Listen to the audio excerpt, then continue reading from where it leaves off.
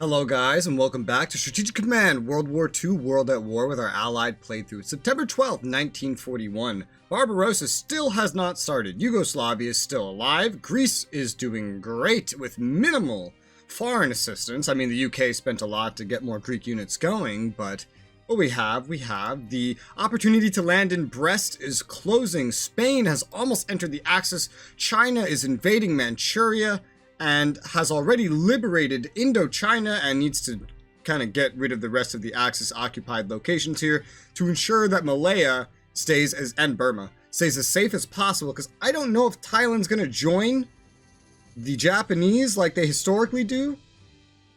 If the Japanese aren't here, there's probably some kind of event like, oh, does the Japanese own Saigon or something, and then Thailand would join. But that's why we're going to keep Chinese troops over here and just kind of keep it going, just in case, because we are getting near December.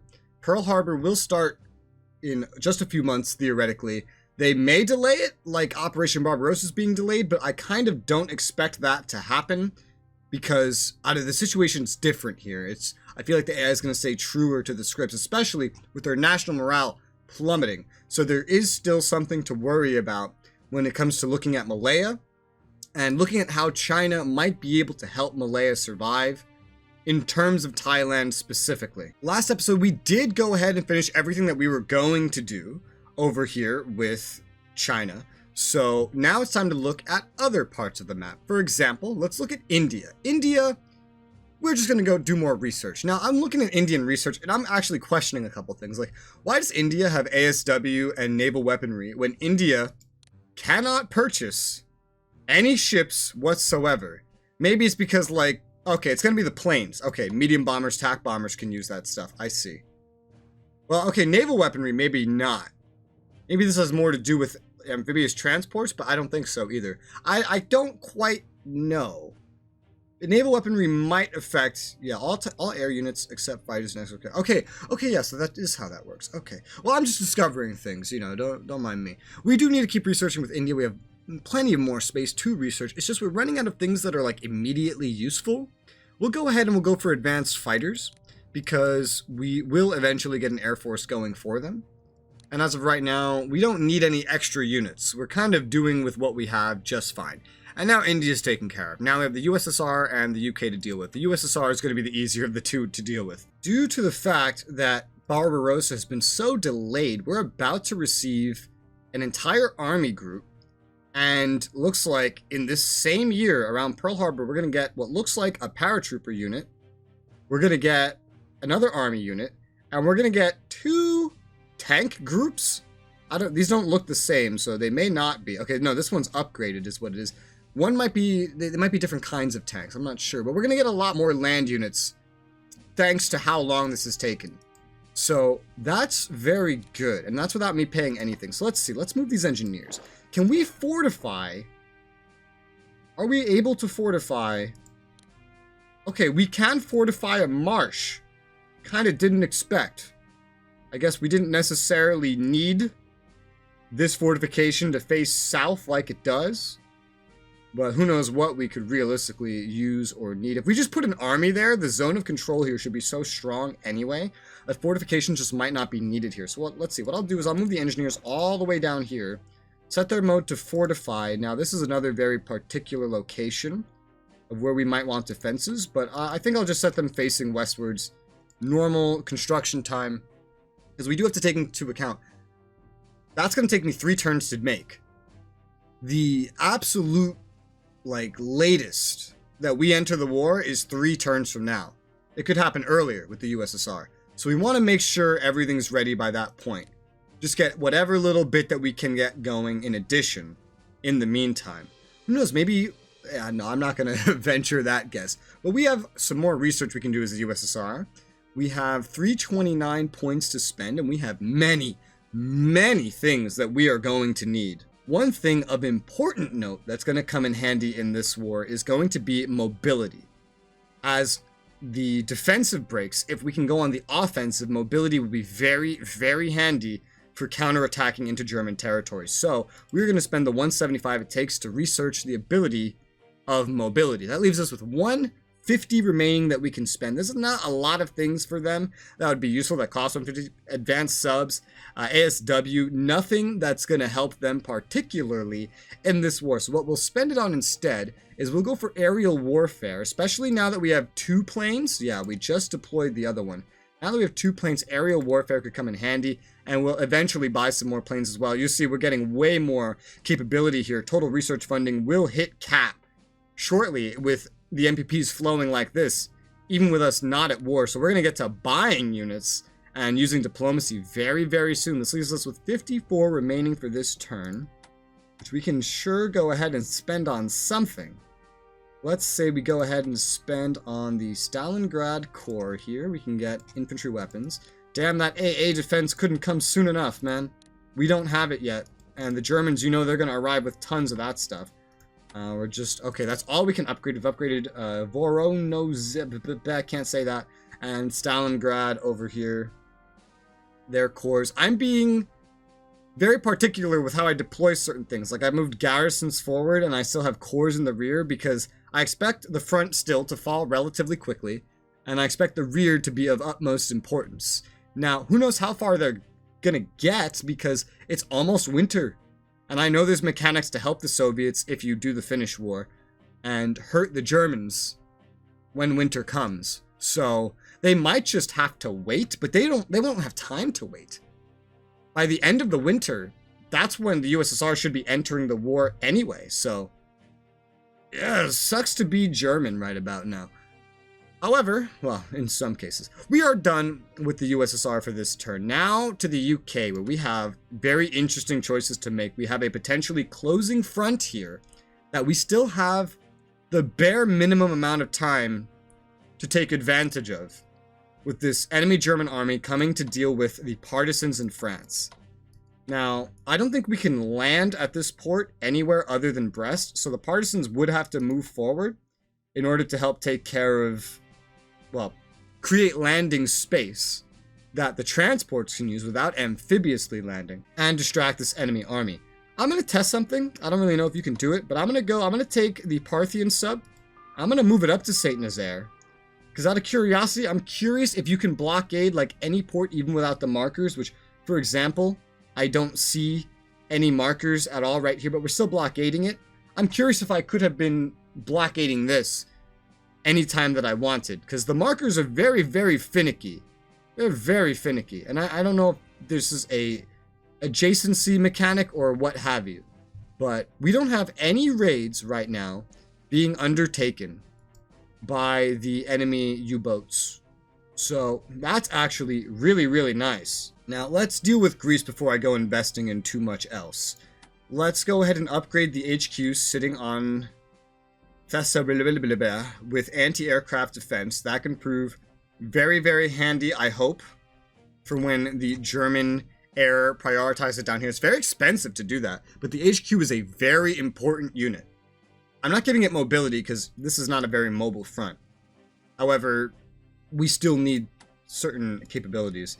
We're going to go ahead and reinforce the second core here, now that we have it upgraded with everything except mobility, which, again, we're not going to really upgrade anyone with that because it's very expensive, very not mobile front, and realistically, if I need to push this mobily, well, look at all these Brits down here that could do just that, and they're already upgraded. So, we have right here, this core is still just, poor supply, poor readiness, poor morale.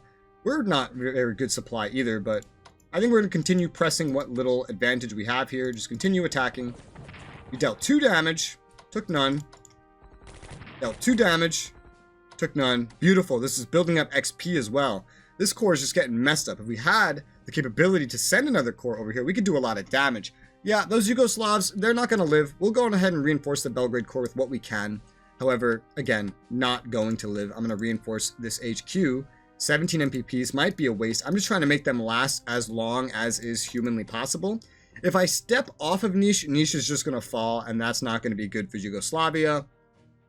But if I leave it here, then, they're probably not even going to deal with this. At the very least, maybe it can distract the Italians a little bit longer. I can't save Yugoslavia. I never had any dreams of doing it. But Greece is surpassing my expectations, which I am very, very happy about. Now let's look at Africa. So we can go ahead and we can reinforce the Desert Recon here. Finally, up to max strength. We can even get elite reinforcements on these Desert Bombers, which... it would be good, but it's not necessary. Although we can't really exploit them too much up here until we get another HQ that could work with the fighters that we have up here. So not that big of a deal at the moment. Let's see. We do need to start getting into some ports. Now I know not to force march because of my testing with force marching. In the previous turn in China, I've tested that out. So I know not to do that. So what we're going to do is we're just going to step the special forces up here to Benghazi, the anti-tank into Tobruk. The field artillery will still move up to Benghazi in the meantime. These tanks are going to go, I guess, yeah, they're just going to drive past because they can't do anything. They can't get elite reinforcements or anything like that. I don't know if I'm going to give elite reinforcements to these bombers. I'll figure that out. I don't know about it just yet. Down here near Ethiopia, we're going to move the Gurkhas forward, and we're just going to move them forward normally. I was going to force march them, but now I know we probably shouldn't do that. I'm going to reinforce the Sudan Defense Force Corps up. God, these could really use mobility. Down here in Africa, oh boy, could they use mobility. So could the Indians, but we don't really have that opportunity with the Indians since we're still researching it. I was also going to force march these guys, and I'm kind of glad that I've learned that I probably shouldn't. I don't even know if I should keep the heavy artillery here, quite frankly. Like, it's not going to catch up. This is too mobile. But we're going to send the BAI army forward. We are going to send the First Corps. Well, we can get elite reinforcements, actually, for the First Corps. So we can hold our approach and get those elite reinforcements if we want. We can also get mobility and AA defense for this HQ. But this is another thing where it's just like, it's going to drain from other things that we would otherwise be doing.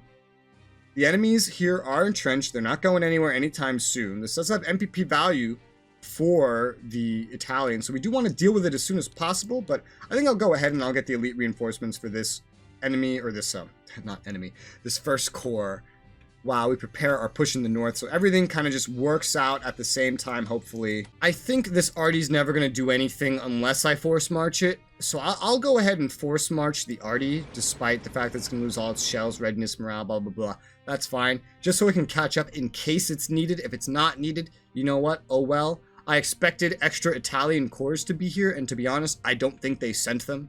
I think they sent them, or just kept them, actually, in Europe instead, and kind of abandoned Africa altogether. Seems to be what the Axis has done. So that's not the worst situation for me. Oh, you know what? Speaking of situations, Santa Isabella, if Spain joins, is probably going to end up in the war. Spanish Guinea, I imagine it would join the Axis with Spain, so that might end up becoming an enemy location.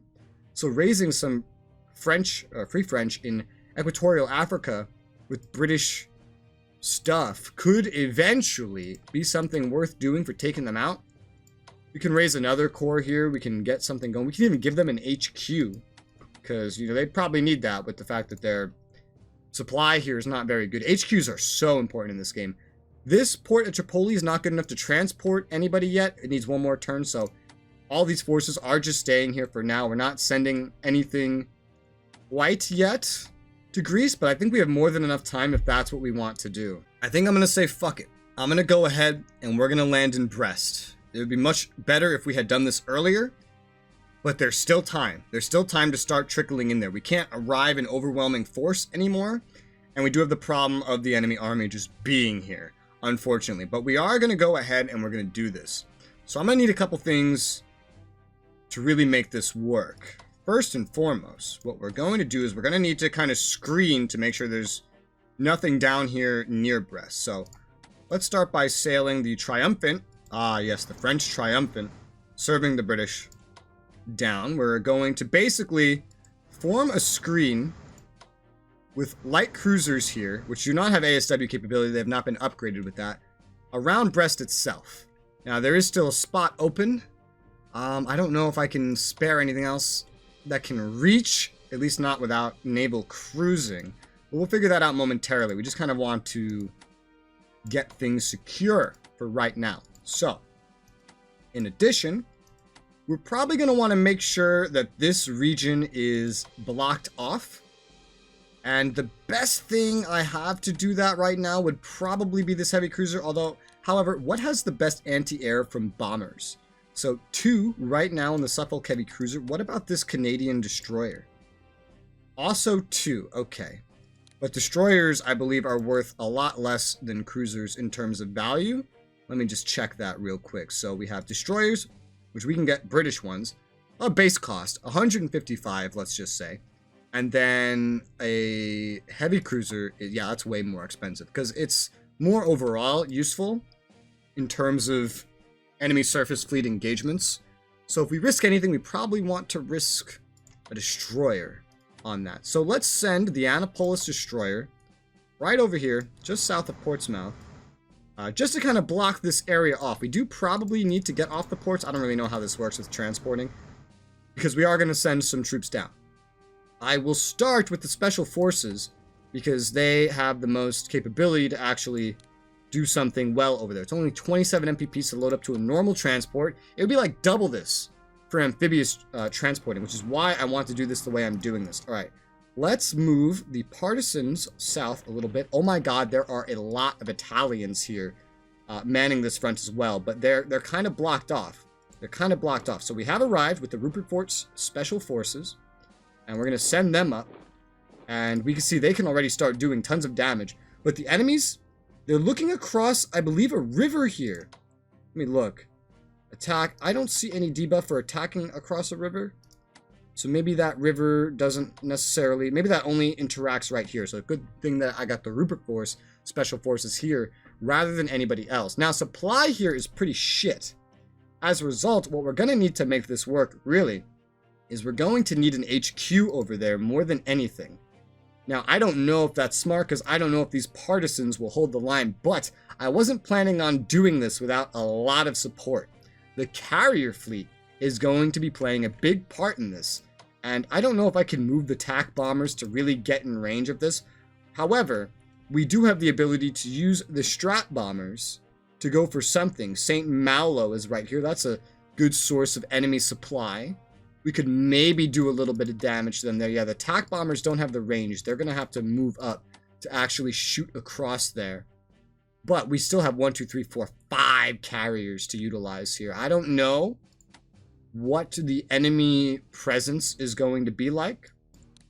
So let's see. 1, 2, 3, 4. Let's see. If I move right here, we have reach on all of this.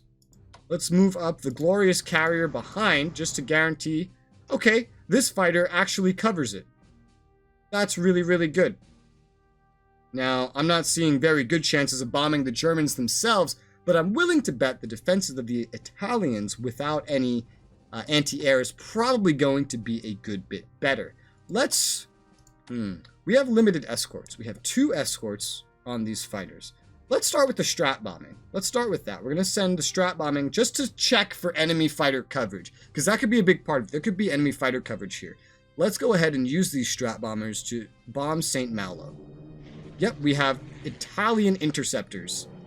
We have escorts going in, doing some damage, taking some damage, and we've damaged probably St. Malo itself here, and we can see there's more Italians. Okay, I don't see the Atlantic Wall here, so the Germans definitely didn't make it. They have, however, clogged this up, so pushing a strong offensive here is going to be far from easy. But if we get the HQ over there, we can still push an offensive.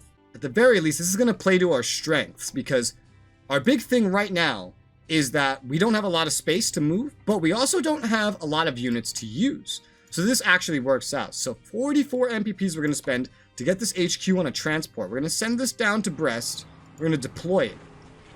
This will end up giving bonuses to the 2 units here, and hopefully that will end up helping quite a bit. We still can't see exactly how we're going to do against the Italians in the rear, but we can get another strat bombing off. The MPP value of this town is pretty much reduced, but we can still use the strat bombers just because they're in range. And this may still hurt the enemy supply as well.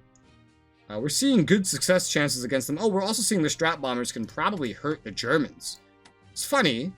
They shouldn't be as good as a carrier should be. Especially, yeah, like what? I guess carriers, it's just that they can't upgrade their fighters or something. I don't know. But we're going to go ahead and we're going to strat bomb again at Mallow, maybe doing some damage to the Italians themselves. Okay, very important note. Okay, so they lost MPPs that time. They have no more MPPs coming from Mallow. There also no supply coming from Mallow. Very important, very important. Now that port still has supplies, however, which is going to be an issue. We're going to want to get this TAC bomber in position if we can. What's the range on this? We have a strike range right now of 6. So if we move here, 1, 2, 3, 4, 5, 6. Okay, that's perfect. So we're going to move right up to the coast here with these TAC bombers. We are going to want to get some other fighters moving forward just to provide coverage over the region. So we're going to move the number 12 fighters. We're going to move those towards the channel as well. We cannot, oh, we're just out of range for actually sending an intercept mission across to the Italian fighters. But those Italian fighters are all that's there. Very important note. We don't need to defeat this German army. We could work with the Italian corps in the rear and the Italian armies there and try to get our kills that way. Since we have attacked Bordeaux so well, I'm curious if we can actually get some recon up by the Channel Islands. Like, can they spot what's going on here? No, unfortunately, they cannot spot this. That's a shame.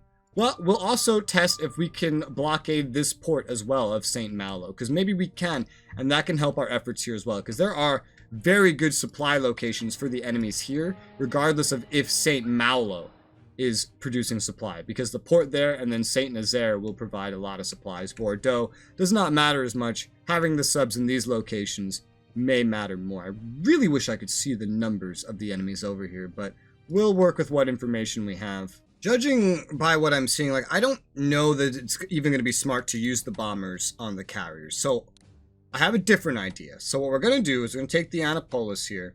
We're going to move it forward. We're going to move it forward, let's say, up to here for now. Because we want, instead, to use the carriers to make sure that we have constant fighter coverage, so no amount of German air or Italian air can do anything over here, and maybe even hurt the Italian air in the sky if we can. So let's start with the courageous, shall we? Well, no, actually, let's pick someone that's in the rear. Let's move you forward. Formidable. We can go ahead and start attacking the Italian fighters. Let's go ahead and attack. They won't be able to get any naval assets over here. We can see there's German garrisons here, German corps. So there is a lot of stuff in France. So this isn't going to be a gigantic push. But with this limited amount of units that we have available, what we're doing here is going to serve to distract, as we see a fair bit of Axis units that could be in Greece, that could be in Russia. Well, it's not as ideal as maybe if we would have landed earlier. We just didn't have the capability to. We're at least doing what we can for right now. So let's go ahead and try to strike these enemy fighters again. We've dealt 2 damage. We've taken 2 damage. Okay, that's fair. We do not have the movement points to actually get to a port right now. We can go ahead and move back in preparation to get to a port, because there's no point staying all the way up there. It's 1, 2, 3. So this is another like strike point as well. This could probably be as well. We'll send the Ark Royal Carrier, and it will also intercept the enemy fighters. Let's go ahead and attack. First one, no damage.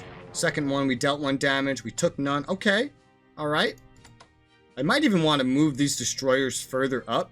I am just concerned about if they get attacked from land. They have no defensive values to land units. And if we look at land units, these have very high values against ships. I don't know if they can attack ships that are at sea or if they have to be in dock, but still, it's not something we want to necessarily test. And there's no zones of control here. But we'll see what we can do with what we have here. So we can move the illustrious carrier up next and attack with that. Dealt 2 damage, took none. Dealt 1 damage, took 1. Okay. Not the worst, not the best. 1, 2, 3, 4, 5. We've upgraded the range though, haven't we? 5, 5, 5, 5, 5, 5, 5. No, we still have a strike range of 4. That's the one thing we have not upgraded, is range. God damn it. Well, Alright. Let's move this destroyer up another notch. Why don't we? I don't know that they'll have anything at Dunkirk ready to strike. I don't know that moving over here is necessarily going to be that dangerous. We'll go ahead and we'll move the Glorious Carrier up. We at least have some naval weaponry for defensive purposes, and we have ass loads of like air coverage over this region. Let's go ahead and attack with the Glorious Carrier now. 2 attacks. We took 1 damage. We dealt none. That is unfortunate. There's nothing else I can get within a good range. So what I'm going to do with the Courageous Carrier instead is I'm going to move this up next to Brest, where it can make sure it provides some aerial coverage defense over here, because I don't think the fighters that are up north can fully do that by themselves. So we still have a good operation here. Once we get in better supply here, we can hopefully make this just undefeatable wall. I don't care too much if we lose the partisans. The partisans don't matter as much. If we do lose the partisans, something that we could potentially do is like move the HQ forward, land another unit, and then swap them. And then we can have a full British offensive here. We don't have any armies, which means we're not very well off against what we could be facing. However, again, this is going to tie down a lot of their units, and it's not going to cost us now as much as you think, since the front is so small. Now, we still need to get these destroyers up and running. We have the Bulldog that needs its ASW capabilities. We have the Castleton that needs all of the capabilities, so we'll go ahead and give that all of the capabilities. We have up here the Ass Destroyer, which needs its ASW capabilities. We have the Montgomery, which is safe to be deployed anywhere we want. We're going to go ahead and bring that down to help guard this carrier off the coast of Brest. Now, we can use the heavy cruisers for other things like guarding our battleships and such. Our battleships could be useful for bombarding the enemy ports, and maybe even the enemies themselves. Attack values? Well, no. Funny enough, despite the fact that battleships were regularly used for bombarding the ground and destroying the enemy, like, well, mostly their morale, maybe that's what this is for, they don't seem to be very good at that role at all. So maybe we don't do that. We just leave these cap ships in here in case the enemy cap ships show themselves. We do have the Amazon Destroyer, which needs to be given its upgrades. We'll send that down to Bristol. We have some heavy cruisers here that can be used to block off St. George's Channel into the Irish Sea to make sure our ships here stay safe. We have the Jersey Destroyer, which, I guess I'm going to send this one north. Well, I'll have it go rest at Scapa Flow is what I'll do. And I'll send it over there just in case we need to guard against anything that might attack this supply line once we can start putting points into the USSR with the UK. I'll go ahead and move the Suffolk Heavy Cruiser over to the Port of London so that it can better respond to any threats that might emerge over here. The Norfolk is going to just go rest at Southampton for now, just in case, again, something comes up. Actually, scratch that. We're going to go use this as another shield for the carrier, is what we're going to do. It will eventually be necessary to get ASW weapons on the other ships, even non-destroyers, because it will protect them against subs. So I'm going to take the Prince of Wales. I'm going to move it over into Belfast, where it can get some upgrades of that nature starting next turn. King George is going to move up a little bit. Valiant going to move up a little bit. We did get the Columbia Cruiser in Canada, which we're going to go ahead and give the works of all the upgrades it can get. It's not going to be able to reinforce fully there, however. We're going to take the Mohawk and just move it on to the American line. It's going to stay in the same region, but it's just going to be there just because it could be more helpful there. We're maintaining limited protection over this region. Nice little Atlantic triangle of defense here, just to make sure nothing terrible happens while we do this offensive. I'm hoping this can distract the enemies a lot. If they operate a lot of things over here to deal with such a small force, then oh my god, the USSR might even be able to go on the offensive way before it should historically be able to. We still have 208 MPPs remaining with the UK. I'm going to put that into research. I could put it into diplomacy, but I don't think Finland's going to be as important as I thought it would, since we're doing way better than I thought we would. So there's still a lot of things the UK needs and that would benefit the UK. The one I'm going to go for first is going to be Advanced Fighters Level 2. We're going to go ahead and start researching. That's 175 MPPs. We'll save the 33 that we have remaining. And then with that, I believe that's everything that we are actually going to end up doing this turn with all of our units everywhere. This is a very long turn, but a lot of stuff's getting done. A lot of important moves are being made. The Axis is very distracted by just the UK and its miners. I can't imagine what it's going to be like when the USSR enters the war. They're prepared for it, clearly, but I don't think they'll have the MPPs to maintain all of this, especially if they keep operationally moving things around. I hope you guys are enjoying these episodes. Let me know what you think about recent developments. Do you think I was too late? Do you think this was a waste to land in Brest now? Or do you see what I'm thinking, and do you think we can actually hold out against them? And any other thoughts you might have on the war at this point going forward. Thank you very much for watching, though, and I'll see you on the next one.